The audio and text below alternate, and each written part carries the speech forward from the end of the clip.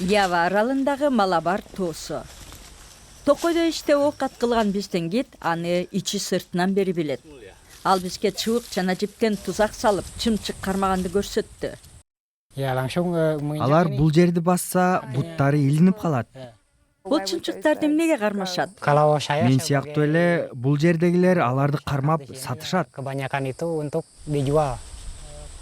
Убас чымчык кармабай калган. Ал корукта иштейт. Яванын токойлорунда сайраган куштарды абдан көп кармашат. Жакартадагы жаныбар саткан Прамукка базары. Азиянын бул эң чоң базарында күнүгө 16 миңге жакын канаттуу бар болот. Ал куштардын көбүн токойлордон кармап келишет.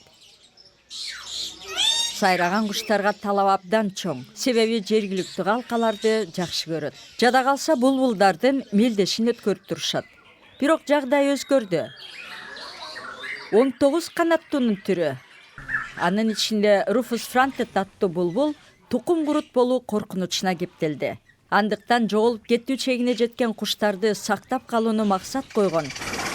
Эл аралык борбордо иштеген Британ окумуштуулары булбул куштарды кармап келип, көбөйтүүнү көздөйт.